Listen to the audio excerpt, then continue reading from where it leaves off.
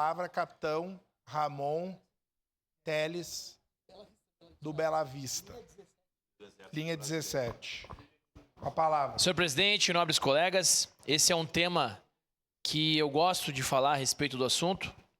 Inclusive, apresentei um projeto de lei para essa Casa Legislativa, 2 projetos de lei.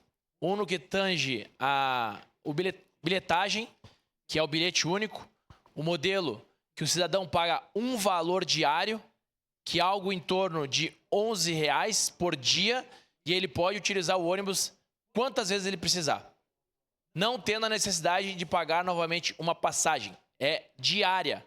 Então você pode ir para a faculdade, você pode ir para o trabalho, você pode sair à noite e ir para qualquer outro lugar. E outro projeto também que eu apresentei é Dignidade, que é o projeto de Adote uma Parada. Nada mais é do que a iniciativa privada irá poder fazer marketing nas paradas de ônibus. Foi esse o projeto de lei que eu apresentei aqui. Gostaria de pedir para a vereadora Estela Balardim para ela olhar com carinho o meu projeto de lei a respeito do bilhete único, visto que ela é relatora. E, presidente e nobres colegas, no dia de ontem eu postei um vídeo a respeito da minha fala da semana passada. Todos os comentários foram de críticas do que a empresa vem fazendo. Eu tirei alguns comentários aqui que eu julgo mais importantes, e ele fala a respeito do que o vereador falou, que é sobre a pista exclusiva para ônibus. A pista exclusiva para ônibus. E eu pergunto para vocês, se eu tenho uma pista exclusiva para ônibus, qual que é a pista exclusiva para veículos? Porque o que eu mais vejo são ônibus entrando nas pistas dos veículos para fazer ultrapassagem. Por que o veículo não pode entrar na pista do ônibus? Ou é uma coisa ou é outra.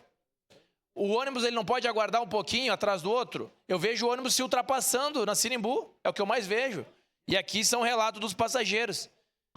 No interior passa ônibus. Eu escutei isso do meu colega Fantinel e do meu colega. Só que eu tenho um relato aqui do morador de Vila Cristina, que ele fala o seguinte: aqui nunca passou ônibus, embora a gente tenha solicitado diversas vezes.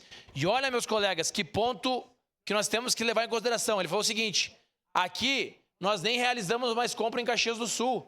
Nós vamos em municípios vizinhos. Então nós estamos perdendo dinheiro de impostos.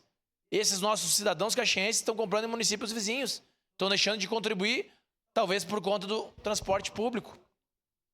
Outro ponto que a minha colega Rose falou: sem o subsídio, a passagem teria mais cara. Concordo em partes. Sem passageiros, a passagem está mais cara. Porque o que eu mais vejo são ônibus andando vazios. Eu peço aos colegas que comecem a observar os ônibus da Visat. Eu observo, vazio, não tem passageiro. Então, o que nós estamos fazendo? Pagando em duplicidade. Porque nós concedemos subsídio para ter ônibus, mas não tem passageiro querendo utilizar o ônibus. Então, consequentemente, isso vai aumentando, até que chega um momento que a conta não fecha. Nós temos que estudar outro mecanismo de bilhetagem, meus amigos. E eu peço que todos, ao menos, vejam como é que funciona o sistema de bilhete único. Toda a população tem acesso a isso. Porque você estimula as pessoas a se movimentarem. A pessoa vai conseguir ir na UBS, a pessoa vai conseguir ir na padaria, consegue ir no mercado, consegue ir na farmácia, consegue trabalhar. Meus amigos, um ponto que nós não observamos, mas aqui eu vou levantar essa situação. Quantos passageiros que nós perdemos para as empresas que fazem mobilidade das empresas?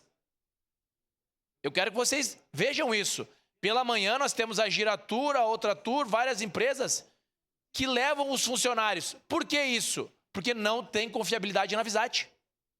Isso é um ponto que ninguém observa.